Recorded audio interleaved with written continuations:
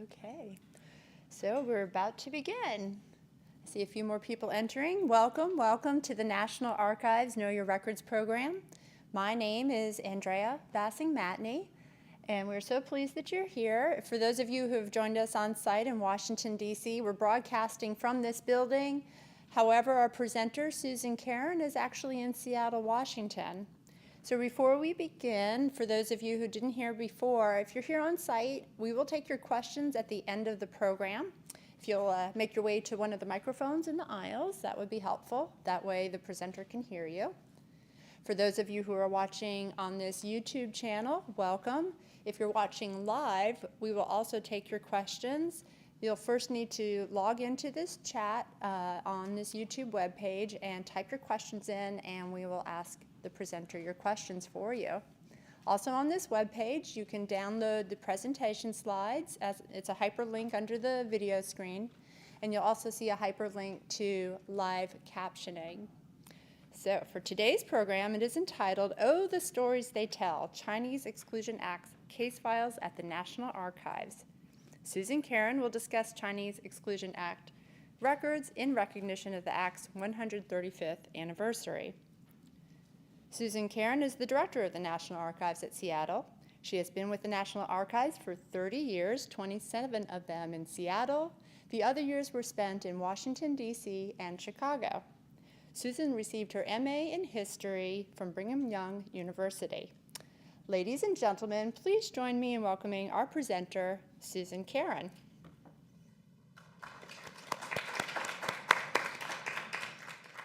Good morning, everyone. I know it's afternoon back there, but I'm going with morning because it's still morning. The records I'm going to talk about are challenging to use, are only partially name indexed, and not all indexes are available online. To make matters worse, the official name on the case file may not be the name by which the person was commonly known, even by their family. Although some examples of records found in the case files are available online, entire case files are not, and some of the records in the case files may still be restricted even now for privacy reasons. Finally, I want to note that what's in these case files is merely what someone told the government. The records should not be considered to be the gospel truth about a family's makeup, origins, village, or even life in the United States. This is true because many Chinese immigrants participated in immigration fraud in one form or another to just get here. Sometimes this is documented in the files, but nonetheless, the case files are still a rich and rewarding source for family history and well worth the search involved. Note that despite the difficulties, hundreds of people are successful in their searches each year. And I want to add that these files are also useful to social historians, archaeologists, anthropologists, among others. You can take comfort if you're looking for family history in knowing that their search will be immensely more difficult than yours. I'm going to warn you that using the records for non-specific name research is difficult. Of course, name-specific research isn't always any easier, but recognizing this, most of the facilities that hold these records have tried to augment agency-created indexes with indexes of their own.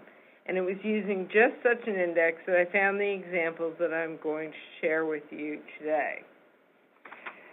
As with any records, next slide, please. As with any records, you need to know why and when they were created in order to determine whether they'll be useful to you. So I'm going to start with a short history. The original law was passed in 1882. This was the first U.S. law to ban immigration by race or nationality. It suspended immigration of Chinese laborers for 10 years. Although Chinese in the United States in 1880 were permitted to stay, and they could also travel abroad and return. It established a special exempt status for merchants, teachers, students, and travelers. In 1892, the Geary Act extended this act for 10 more years.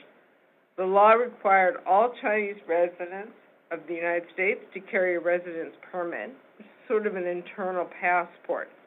Failure to carry the permit at all times was punishable by deportation or a year of hard labor.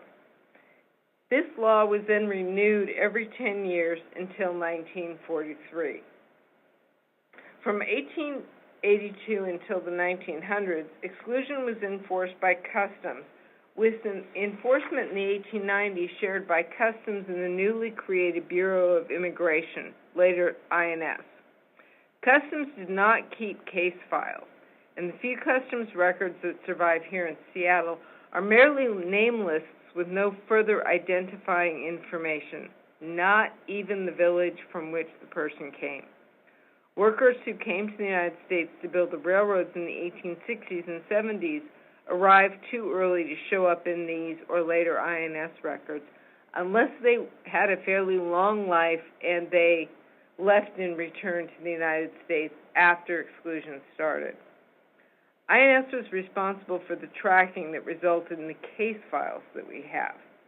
With some variance, the laws affected all persons of Chinese ancestry, even those who were citizens by birth, if they left or were returning to the United States or entering the United States for the first time. Bear in mind that this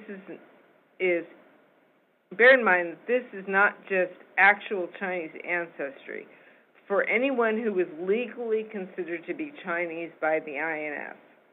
I'm going to explain that a little bit later. The crucial issue for admission was the occupational category into which a person fell, but the records are not indexed this way. You don't want to start your search based solely on occupation. As with immigrants, Chinese were funneled through certain ports of entry that varied from time to time. These included San Diego, Los Angeles, Long Beach, San Francisco, Portland, and Seattle and Port Townsend on the west coast, Boston, New York, and Philadelphia on the east coast, Minneapolis and Detroit along the northern border, and a number of smaller subports that reported to larger ports. Immigrants then spread throughout the United States from there. I haven't actually checked our index, but off the top of my head, the only state I have not seen Chinese immigrants residing was New Mexico. Some may have entered through Western Canada initially, taken the Canadian Pacific Railroad across the top of Canada, and entered the United States through an East Coast port, Boston or New York, or a northern tier port, such as Portal, North Dakota, Helena, Montana, Chicago, or St. Paul. For that reason, subports were also established in Montreal and Vancouver, British Columbia, to take care of those who were traveling into Canada but then immediately transiting to the United States. We also see some Chinese who were immigrated after living in or visiting Europe, South America, Mexico, or Cuba, for example. The cities of residence that where the person lived may not have any relation to the city where they first encountered the INS or its predecessors, and it's that latter city that's crucial for finding the records. Most case files date from 1890s or later, depending on when the initial contact with the INS occurred. And the bulk of Seattle and Seattle's files are from the 1900s to 1943. Some early INS files may have Bureau of Customs created documents or early court documents in them. New slide, please. The files may contain photos, transcripts of interrogations in various forms.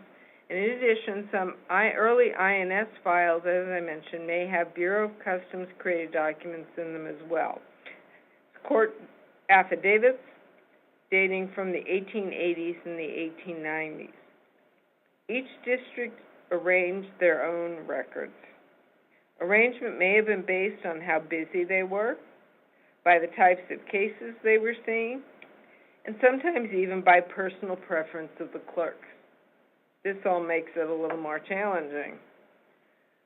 In Seattle, the files are arranged by INS district, either the Seattle district or the Portland district, then by subport, and then by case file number. We actually don't know how the INS created the case file numbers, but can guess. Early on, INS may have assigned numbers sequentially, but that quickly got out of hand. Then they moved to a numeric system that includes hyphens and slashes. In many cases, these numbers appear to be linked to the person's arrival ticket number, which can often be found in arrival lists or in arrival volumes. This may have been the nationwide numbering scheme that was eventually adopted. But numbering early on seems to be location dependent. Because the ticket number was linked to a specific port, these numbers can help us determine where the file may have ended up. New slide, please. So, where do you look for these? As you can see, it all makes searching difficult. A person may have lived in Seattle most or all of their time in the United States, but if he entered the country through San Francisco, then his record would be held by the National Archives at San Francisco. Although some multiple files have been found when a person lives in a city in one INS district and arrived and departed or returned through a second, this isn't always the case. It also appears to be the exception rather than the rule, as many cases have correspondence that indicates that the files were regularly shipped to other ports and then returned. We have also come across a few cases where the records appeared not to have been sent back to the originating district, and hence were never transferred to NARA. And if this is the case, then we're lucky to have as much as we do. During processing, if NARA comes across an unreturned case file, we've tried to get it back to where it should be. New slide, please. As I indicated, this covered everyone of Chinese descent. All persons were required to go through this process, from daily laborers, and that's sometimes very broadly defined, to diplomats, merchants, businessmen, students, performers, children, to name a few, as well as those non-ethnic Chinese INS legally considered to be Chinese. Yeah, I can see your puzzled looks from here. The silver lining to this dark cloud in the U.S. history is that we have many of these case files, and with them, many times, a wealth of information. New slide, please. As an example, Anna May Wong is a very well-known American Chinese actress who was born in Los Angeles. She is a U.S. citizen, but when traveling to Canada for a film shoot, she had a file created for her in Seattle. The file contained proof of U.S. birth in the form of a court affidavit that was filed by her father in Los Angeles. The photo on the right is from this document. As you can see, she's dressed in traditional Chinese attire, and she's darling. These provide us with a unique view of a person's life, and one that's not necessarily seen or one that's glossed over in a biography that focuses on her career or public life. As an example of this, all forms have minute physical descriptions of scars and such. If you look in the center of the form that's on the left, there's a part that's called physical marks. It indicates that she has a scar on the end of her left hand. I really want to know how large a scar would have to be to get noted. And I'm pretty sure that those two lines aren't going to be enough if I were filling out the form for all of my scars. Next slide, please. As we saw from the previous page, even head and shoulder passport-style images can provide information to the social historian. Changes in style are unintentionally documented. You see the changes in fashion over time. You see the Americanization of the person. Family portrait styles change. and you see the interiors and exteriors of Chinese businesses as well. Next slide, please. You can even watch your ancestor grow up. This series of images over 20 years show the changes in style as well as the immigration of Mr. Chun. We start with Mr. Chun as an infant. In the next photo, we see him as a 7-year-old with his father. Moving on to 1906, he's 14 years old with his sister. And in the final image, we see him as a young businessman of 22. The Americanization process is complete. Now, slide 13, please. Next slide. We also see a number of photos, and they're from families that are primarily used to verify that a person really did belong to the family he claimed. People were asked to compare, were asked to identify who the people were in the image. In this case, you see the names of the persons have been noted on the file. Again, it's not really sure whether the person themselves noted the names or whether this would have been a duplicate copy that would have been with the INS inspector, and the INS inspector would hand him a copy without the names and have him to identify them. We're going to see a second picture in a minute. Same family, only months apart. And you're going to see how they use these images. People were required to identify correctly all of the people in the photo, many of whom they may not have seen for years. I want you to imagine doing this for your extended family, some of whom you have not seen for many years. How often have we received a Christmas card and tried to figure out just who those people are in the picture? Next slide, please. As I said, this is the same family as the previous image. This photo was submitted for an arrival investigation. The previous photo was submitted for a departure investigation. And again, you saw the changes in style. The first is a very formal portrait of the family. The second is one that's a little bit more informal. Next slide, please. I previously mentioned the law applied to those who were not ethnically Chinese, but who were considered to be Chinese under the law. Yes, Mary Yi, over there on the top left, is in the eyes of INS Chinese. The Cable Act of 1922 reaffirmed that women who had married an alien took the nationality of her husband. INS saw the women as Chinese.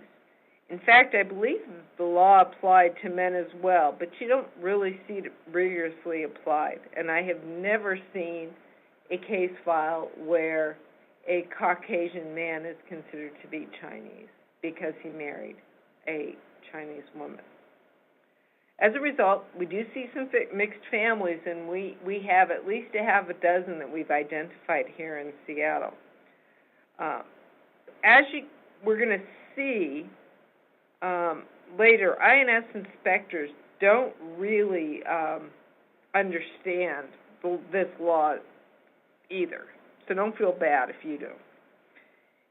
In this particular case, Mary Lasky Yi and her husband Harry were taking their children to China for education.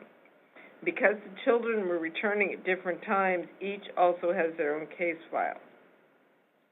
Personally, I always wanted to know what Harry's mother said when he introduced his wife. This is a really good example of interrogations and the type of information you can get from them. They can provide birth information. We see that Mary was born in the United States. She's a Finnish extraction, and she's a U.S. citizen because she's born in Michigan, but we know she's lost her citizenship because she marries Harry. We also know that the family owns a 5-room home in Sioux Falls, South Dakota, that is in their names jointly.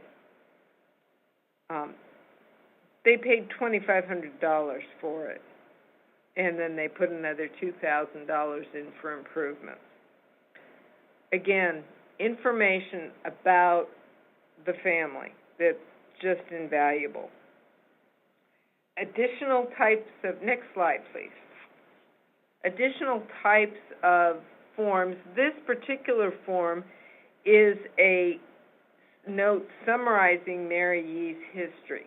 And it's difficult to tell when it was created. It may have been created following her testimony as a summary, or it may have been created prior to the interrogation to help INS form the questions and test and confirm her answers. Just because I'm curious, I checked Google Maps for the address, and it's now an empty lot. You can see I've highlighted an area that confers their children's citizenship by birth, as well as Mary, since she's born in the United States. Because, and according to the Cable Act, she loses her citizenship, but nevertheless, the last lines here say that she does not require any certificate under the law. Next slide, please. Apparently, Inspector Horton is quickly corrected by an unknown person saying that he's wrong and that she does need papers. This is really why we see different enforcement actions over time, because not even INS understood how the laws were to be applied. Next slide, please. So, how do you prove you are who you say you are when you don't have things like fingerprints, which were not really used at that time? The use of interrogations is a big part of these files. And often the INS used interrogations from other family members to verify what was said by the applicant. And for this reason, the case files often contain duplicate copies of interrogations from family members. When reading these files, it's really important to keep track of who is being interrogated and not assume that all of the interrogations relate specifically to the person you're searching for or whose file it is. Ancestors can include the distance to a community well, the names of neighbors, and not just immediate ones, or detailed descriptions of interiors of homes, including the number of stairs to the front door or the second floor. When we first got these case files, and I saw that this is what they were doing, I called my sister. We shared a bedroom for 16 sometimes bloody years. So I asked her to describe our bedroom in 1973. It took us about a week and finally a phone call to my mother to figure out which house we were living in 1973. As I was suspected, I was correct. We described our bedrooms and then compared our descriptions. One of us, or both of us for that matter, would not have been admitted to the country based on our descriptions because we described two completely different bedrooms. Next slide, please. So the interrogations vary depending on a person's situation. but generally they're going to include a name, age, place of birth, their marital status, and the place of their marriage and their occupation. Many other names show up in these case files. Young people were given a student name. Men were given a marriage name. Then there's the name by which they went in business in the United States as they Americanized their name. Harry's Yi's name is actually Yi Xing. So in our indexes, we're collecting all of these names because, as I said earlier, the name on the case file may not necessarily be the name by which the person was known to by the family. And as I said, they often compare the interrogations found in other files with previous interrogations to ensure consistency. Many files are incredibly rich, giving many details about a person's life. Travel history, descriptions of cities, towns, and villages, number and names of children, although I find it interesting that very often they will say, how many children do you have? I have 4. And then later you find out that is 4 sons and 2 daughters. So apparently daughters didn't count in the total. Next slide, please. The person's occupation or their status is directly linked to whether they would be exempt and allowed into the country or not. The files, because of this was so crucial, the files can contain photos of Chinese businesses across the United States. The images I'm going to show you were taken in the first decade of the 20th century, and they're going to be invaluable to social historians. Then I also have 3 businesses from the same decade that are geographically dispersed. Note the differences in the development of cities and towns. If they show up in a file linked to your family, it would be a true winner. All of these are going to be, I believe, exterior photos, but we do have interior photos as well. Next slide, please. So this is what Olympia, Washington, 5th and Columbia, looked like in 1903. The questions generally focused on building usage, including information on the building ownership and rent payment, as well as whether it was used as a gambling establishment, opium den, or boarding house for Chinese. It's a very typical question. Next slide, please. The Tung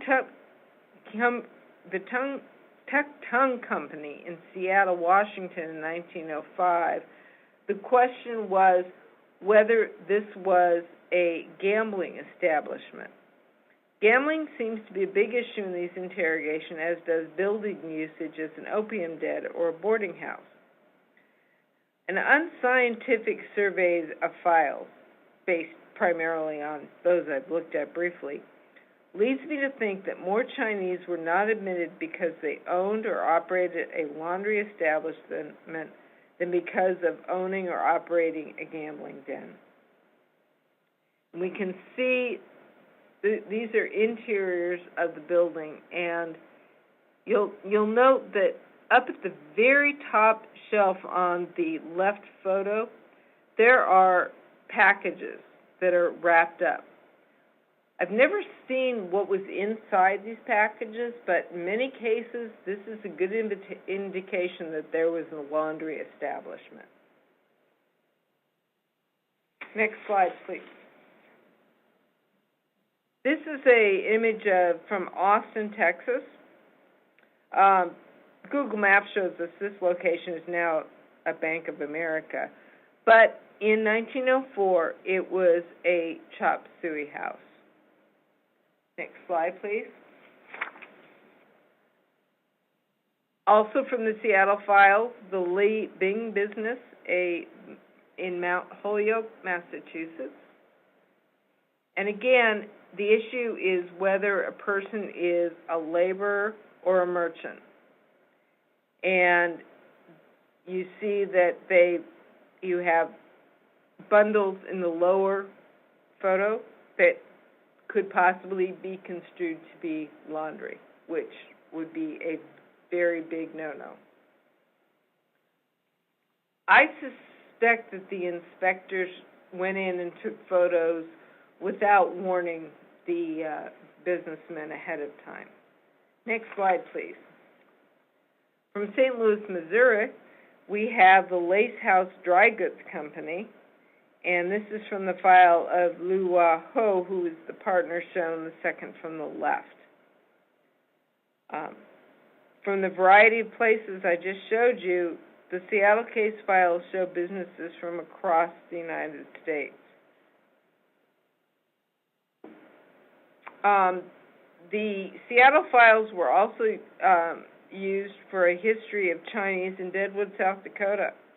Took a while to find them all, but this eventually led to a large family or town reunion for those Chinese who were descendant from the original Deadwood Chinese, and we were actually invited to the reunion. Unfortunately, none of us were able to make it. Next slide. Maps are used very often. Returning applicants may have been given pre-printed maps of the city where they were supposed to be from and asked to identify where specific businesses were in the city or in the Chinatown, in this case. Next slide. Those who said they were living in Seattle prior to 1889 were often asked to identify specific information pre- and post-fire, even many years after the event.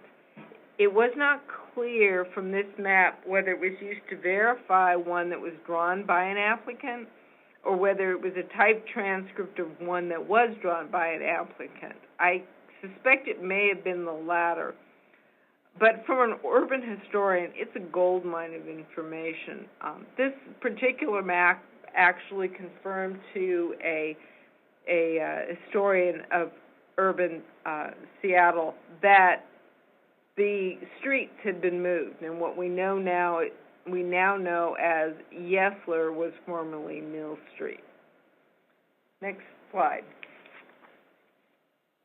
Maps can often be hand-drawn, and as you can imagine,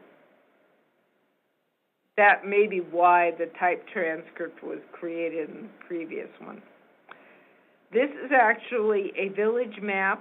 It's an original sketch by a father with some translations and annotations from 1924. It could have been used to compare with one that was drawn by a son or used when questioning a child entering for the first time. And remember, one person may not have visited the village for many years, and the other may have had a child's view of that village. We've had students that have come to use our case files as part of class visits, and when we do this, I often will ask them to take out a piece of paper and draw a quick map of their school. And then we always have great fun in trying to figure out which people actually go to the school, because in looking at the maps, you often think they all go to different schools. Maps such as these have been used by people planning a trip to their ancestral village. And researchers have come back after such trips to show us photos and to tell us that in some cases, not much has changed. Next slide, please. So, how do you locate a file? A case number is gold. Do you have any documents the person you're searching for may have left behind? Because if you do, you may already have what you need. Or have you located a file for another family member? If you have, check for a cross-reference sheet. I'm going to show you examples of these items. If you have them, go buy a lotto ticket. You're more than halfway there, maybe. Next slide. Certificates of identity were issued. Very often they don't have the case file number on them. They were given to the applicant, and many of these cases, these certificates are turned in and show up in the case files. But we have had people who have come in with these and said, will this help? Even if it doesn't have a case number on it, it may lead to a case name, which can lead to a case. However, you still need to know when and where they first arrived. Next slide, please. These are those certificates of residence that people had to carry with them. These would have remained with the person, although some were surrendered as part of the departure process, which is why we have this example. You need to look closely at the documents because the case numbers aren't always clear. And it doesn't appear, for some reason, that they ever actually had a line that said case number. Archivists who work with these records can be your best friend. We know what to look for and what file numbers look like. The case number for this file has been written in the upper right. I've circled it in red.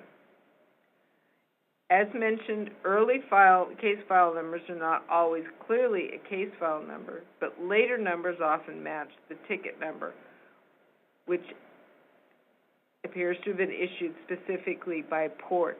In this case, by this time, Seattle is actually using a stamp with Seattle underneath it, and then the case file number.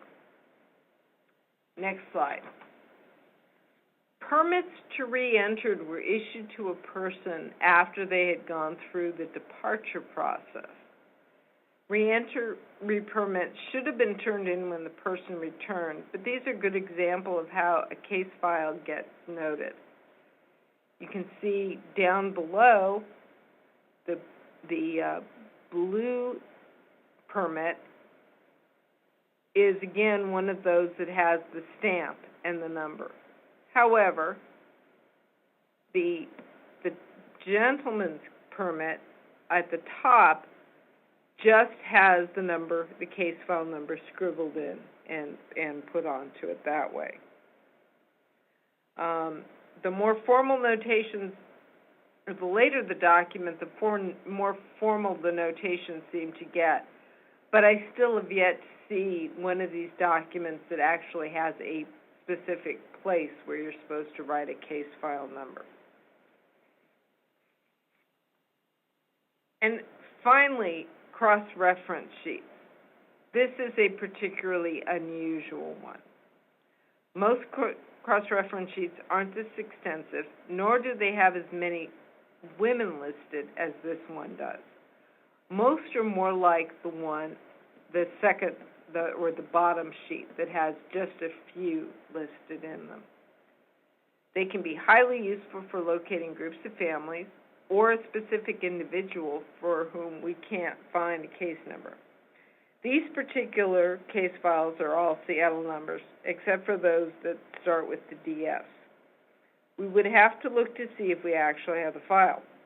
All files marked brought forward represent separate entries for the same person and consolidated into this particular file. Generally, when we see a case file created, you're just going to add additional documents to it, and that number stays the same. That's not the case with Seattle. Each time the person left and returned, a new file was created based on the new ticket number or whatever numbering scheme was being used at the time. And previous files for that same person were then added to that file. In the case of San Francisco, they also did this, but they were kind enough to leave a cross-reference form indicating where the file had been moved to. the Seattle District Office did not leave a charge out indicating the new file number. A gap in the file numbers is our only clue that there may be a later file, or that file was pulled sometime after 1943 and is included in a newly created alien file, or A file, if the travel occurred after 1943, or a C file if the person applied for citizenship once Chinese were allowed to do so. Again, in San Francisco, if they had pulled these and put them into a new series of records, they put the new A file or C file number. Seattle did not. And I can tell you, are many times when I have condemned former clerks at INS for not doing this. Indexes were created. If INS indexes exist, they reflect what the agency had in hand when the index was created. The file may not have been transferred to us, even if an index card was created. NAR-created indexes exist fully or in part for some ports, and some of these are online. But if you can't find it online, don't give up. Talk to an archivist. For example, the index for the Seattle District is a work in progress. By work in progress, this is a 25-plus year plus project. But our volunteers have completed a skeleton index with just the file name and the case number for the remaining unindexed cases. Thanks to our wonderful team of volunteers, we're close. And once we get this index completed, we're going to put it online. For other ports, you're going to need to check with field facilities servicing that state or that port to see about the availability of indexes. Unfortunately, there is no nationwide index. Yes, hopefully we'll get there. So how else can you find information? You're going to do a lot of this the same way you're going to do any other genealogy search. You're going to gather whatever information you can get, whatever clues you can get from other family members. When and where did the person first arrive or leave, or any other travel back and forth will help. Who were they traveling with? Most modern arrival records into the United States are online, or available online, at least those that still exist. They will list a ticket number, and knowing the port and the ticket number can help if that arrival is the first one. And if you're not sure what the ticket number is, share a copy of the arrival list with the staff, and we can try to identify it. Remember, we can't actually do that portion of the search for you, but it is available online. And some people travel between the U.S. and China many times, so this can give us some clues as to where to look. Next slide. If the usual means fail, we can sometimes find success locating files for collateral family. Again, this is a technique used a lot in any kind of genealogy searches. Don't be surprised if we start asking broader questions, because every little bit of information helps, even if it doesn't seem like it's relevant. Remember those cross-reference sheets? They can be useful if you're looking for an uncle and you find the nephew and the uncle's file is listed. There wasn't a standard for keeping these records, and over time, many ports tweak the record-keeping process, so it does change over time from port to port.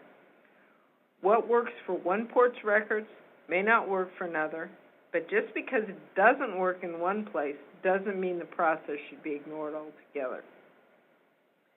Each district, as I said, kept files just a little bit differently, and for that reason, you need to have a conversation. Email conversations are great, with a facility that likely holds the records you're looking for. Don't assume you can find it online. very little is. And don't assume no. Don't assume that it wouldn't have happened, because the second you say no and don't even try to search, well, you've already cut off an avenue that may actually be very fruitful. Ask us. There may be a quirk in the records that we know of that can help. Next slide. So, remember, gather what documents you have, even if you're not sure what they are. Get creative and ask an archivist. Oh, and those boxes to my right there, those are filled with the Exclusion Act case files we're talking about. And those shelves are double shelved. There's a box behind the boxes you see. However, good luck. And I'd be happy to take any questions if we have some time. I think we do. Yes, please, if you have any questions, while you make your way to the microphone so our presenter can hear you. Sue, could you tell us a little bit more about the A files? What does A file stand for, and what might a researcher find in an A file? A files are alien files. These are files that were created by INS starting in just after the Second World War for all immigrants that came to the United States. Some of the early ones have been transferred to the National Archives, and those that have been transferred to the National Archives those names are available in our catalog. So if you have an ancestor who arrived in the United States, it's dependent on the age of the person as to when they're transferred to the U.S. But those files they're actually held by our facility in Kansas City. And there, I believe, are a few in San Francisco as well. And those are going to be very, very similar to the exclusion case files. I don't know that there's as many interrogations as there are in the exclusion files, but there are going to be the documentation of that person's arrival into the United States and stay. Thank you, Sue. Do we have any questions from our audience on site? Yes, we have somebody. Please. Hello. I have a question. I didn't quite understand your point about something about laundries being no-nos. There were, in terms of them being, I guess, businessmen. So laundries, of course, were businesses. Whoever was in them, it could have been the worker, but it also could have been the owner, who could also be a worker as well. But they are bona fide laundries. They are paper wrapped clothing inside those little stacked, wrapped packages. So I just appreciate if you would clarify what you meant by it being a no-no. It appears that businessmen who were laundrymen did not fall under a businessman exempt category. For some reason, Chinese who ran laundries, despite the fact that probably a lot of their business came from the Caucasian business community, were considered laborers and had labor status rather than businessman exempt status. And so when you have these businesses that are clearly, obviously not just a laundry, they seem to be the INS at various points seem to be very fixated on that as a way of excluding a Chinese person or allowing them to return if they were departing. Did that make it clear? Probably not. Yeah, I just hadn't heard that before. That's very interesting because there were a lot, especially in San Francisco, a lot of regulations passed specifically against Chinese laundrymen. So this is another attempt to prevent them from being able to operate and to earn a living and to be considered businessmen, which they obviously were. So, but it's an interesting thing. Yeah, no, it depends on In many cases, it really depends. I have seen it depends on the time. It depends on the city, the location. There was not a nationwide understanding of the rules and enforcement of the rules. Thank you, Sue. Do we have any more questions from our on-site audience? And if you're thinking of something, please make your way to a microphone. I have a question for you from somebody who's watching online on YouTube, and she asks, would there be files for sailors who were in port but not trying to stay? No, these are only files for people who were staying. Now, bear in mind, many of those sailors may have jumped ship and gotten into the country and just started blending with the population. And as long as they weren't stopped and asked for any paperwork, they would be allowed to stay. But there would not be any documentation on that. What you might find are in the some of the arrival paperwork that is online. There are actually just arrivals for ship's crew, and the person might be listed in there, but then all you're going to have is the entry in that line entry. You're not going to have the case file like you have here. Thank you, Sue. Do we have any more questions from our on-site audience? Yeah. If you have another question, please make your way to a microphone. And while we're waiting, we do have somebody coming up, and I find that we have an old slide up, and I just wanted to point out that Susan's actually been working for the archives for 30 years, not 26, and so on. So yes, please, sir. Hi, yes, my name's Steve. My grandfather was a diplomat, but from Cuba, and I saw that some came, a large Chinese population from the South America. He was also ambassador to Guatemala for China. But about 5 years ago, I was doing some research, and I saw that the FBI had files on him that I could not see. I was wondering if the archive lets you research for those FBI files that were investigating him. Was an FBI file, what date is the FBI file? It was, I think, around 1944, in the 40s. You might want to talk to the folks in College Park, and because they hold the FBI files. If the files have been transferred to NARA, then if they are open, you can certainly see them and research them. If they haven't been transferred and they're with the FBI, you might want to file a Freedom of Information Act request for them. But 1944, if the file was permanent, then they may they would likely have already been transferred and they'd be in College Park. Okay, thank you. Thank you very much. And while we're waiting for somebody else to ask a question, I just wanted to point out when she says College Park, we're talking about College Park, Maryland, and we have a free shuttle bus that runs between the DC facility and the College Park facility every hour on the hour, starting at 8 o'clock and ending at 5 p.m. Did you have another question, please? I appreciate some clarification about certificates of residence as opposed to certificates of identity.